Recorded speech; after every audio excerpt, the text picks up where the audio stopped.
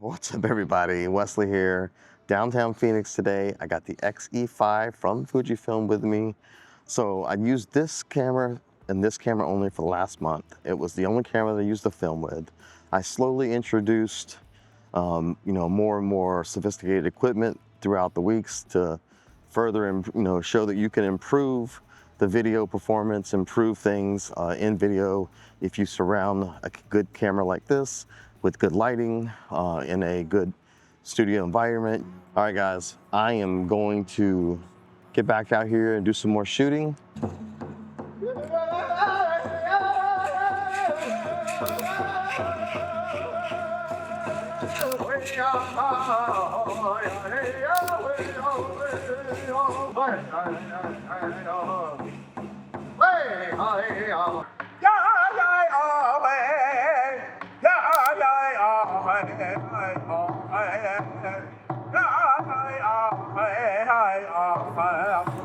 Fragile mind as it starts to waste my time on red flags.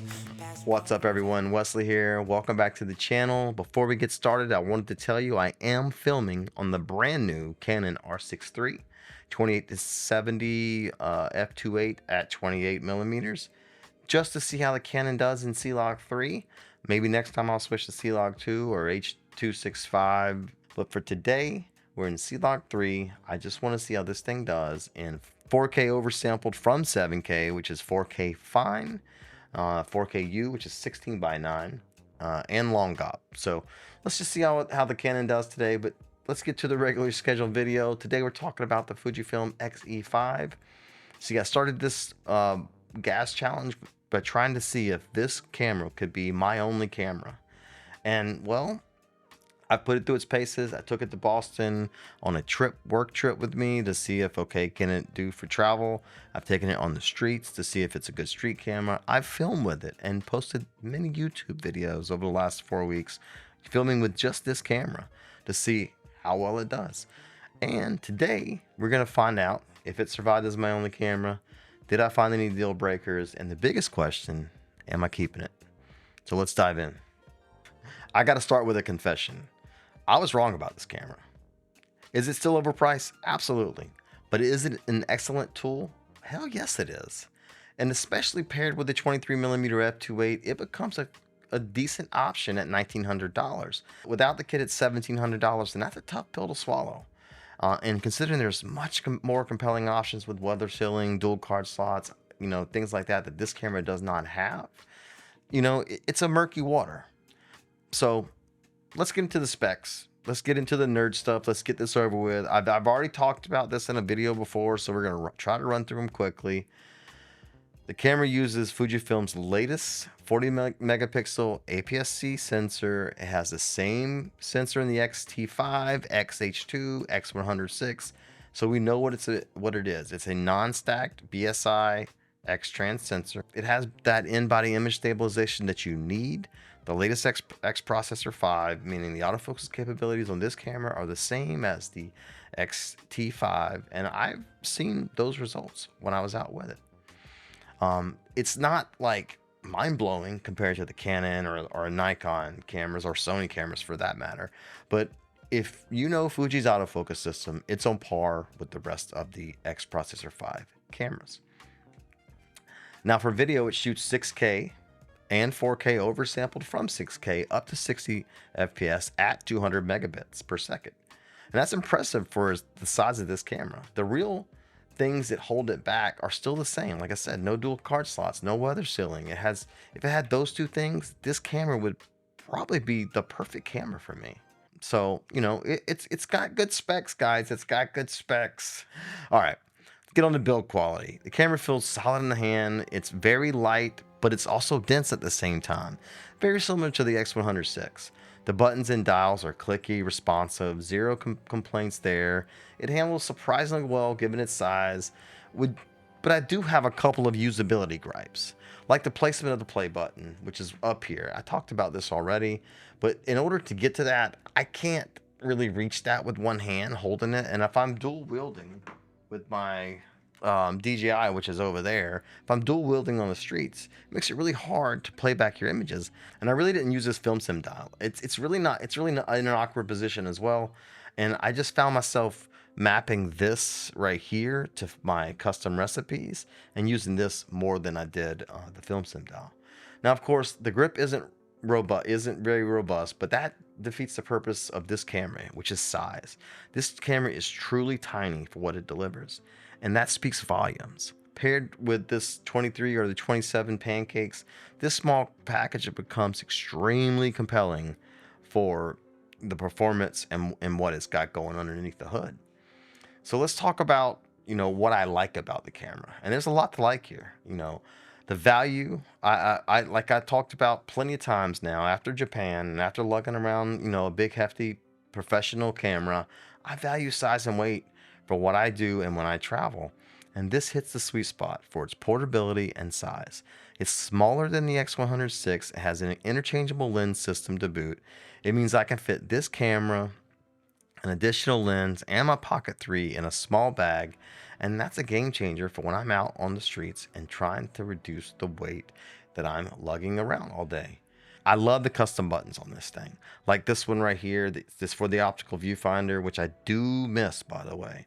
I have it set for white balance, long press, autofocus box type one direction, and subject detection on or off another direction. The press in I have for eye face detection on off, and that allows me to switch between different subjects and the eye and turn the eye and the face back on, all with this one button that used to be used for the optical viewfinder.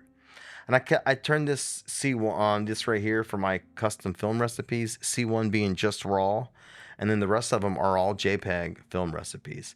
And I got most of them from Fuji X Weekly. They're great, and also I use Reggie's Portra 400, also great.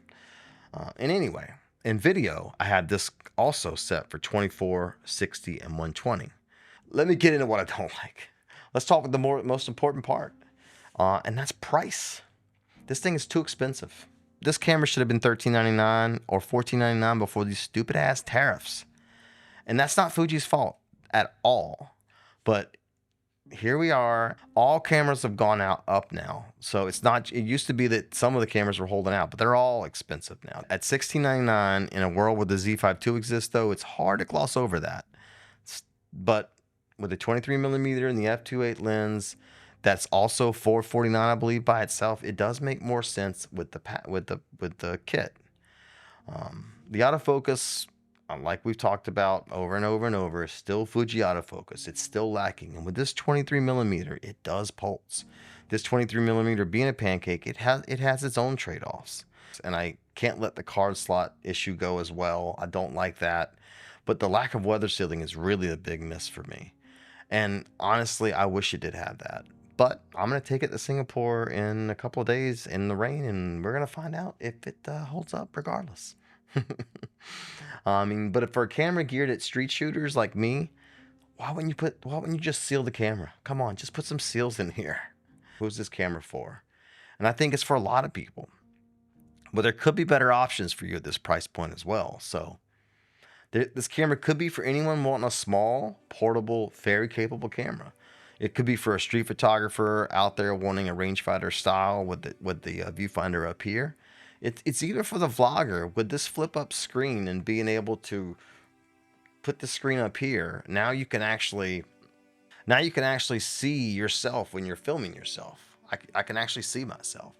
So this beats the Fuji X106 just for that reason alone. So if you're wanting something you can vlog with this and take photo and it's stylish.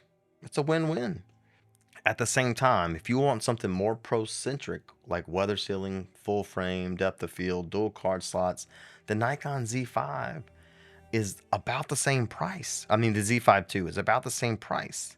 You just got to be honest with yourself about your lens ecosystem, because the cost and size of full frame glass is a whole different beast. So far, so good. I'm digging the form factor, and digging the performance ratio combined with the form factor, and combined with an action cam or a DJI Pocket. It's a winning combo for travel, street, vacation, families. Was I wrong about the camera? No, Not even a little. I knew it was going to be a good camera. It's a baby X-T5, or you know, the brother of the X106, or baby XH2 for that matter. It's pretty similar. The XH2 has a lot more going for it. But all I'm trying to say is the photo capabilities I knew were going to be great. I am very surprised at the video capabilities.